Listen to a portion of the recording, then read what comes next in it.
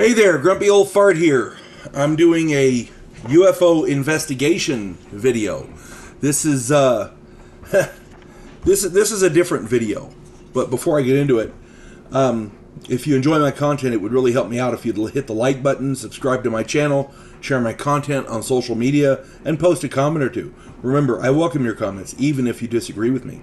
If you enjoy a good book, check out my author page on Amazon.com.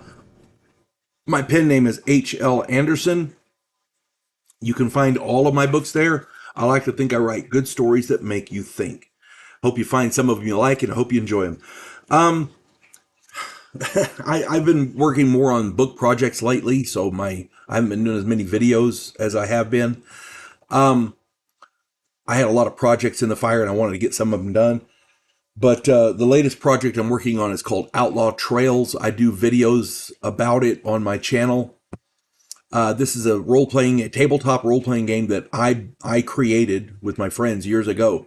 And we've been playing it for years, and it's wonderful. I finally decided to put it in book form so people can get it. And I designed it to be as simple as possible. This book is designed so that people with no tabletop role-playing background at all can pick it up and within a few hours be running games.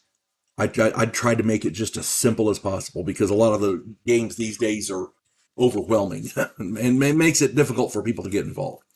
So anyway, that's what I've been working on, and it should be out soon. I hope, in the next few months or so, and I hope everybody can check it out and enjoy it. All right, UFO investigation, the first UFO investigation.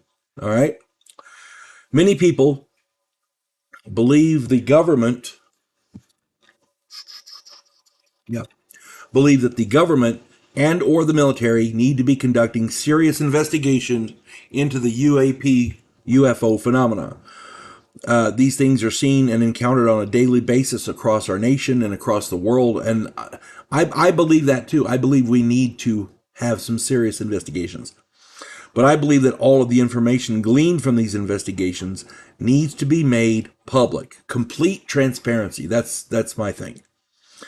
We're all familiar with Project Sign, Project Grudge, and Project Blue Book. These ended decades ago. Recently, we found out that our government and our military have been investigating these things under multiple headings since then, and our Congress is trying to get the information they've discovered to be made public. Unfortunately, they're not having a lot of luck with it lately. Okay? What people don't know is that the very first investigation into UFOs took place long before America was founded. In fact, it took place long before Columbus found America in 1492.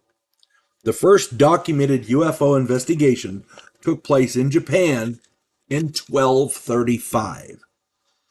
In autumn of that year, according to the Azuma Kagami, which is a medieval Japanese text, General Yoritsuni, I hope I'm saying that name right, was camped with his samurai outside Kyoto.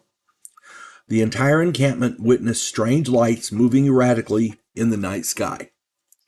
The movement was erratic, but many of the lights moved in a synchronous manner. So it was an erratic movement, but they were all doing it at the same time.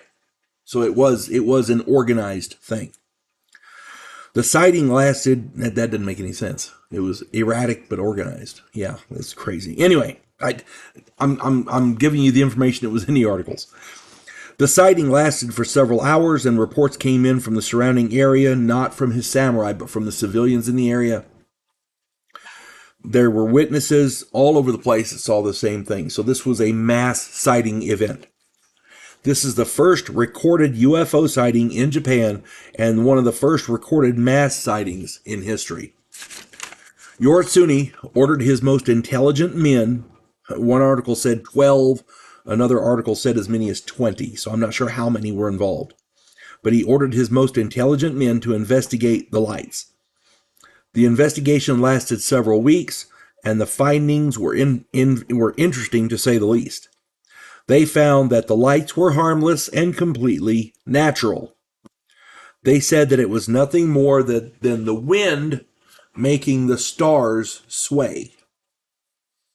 That's kind of a poetic way to say it, but there you go.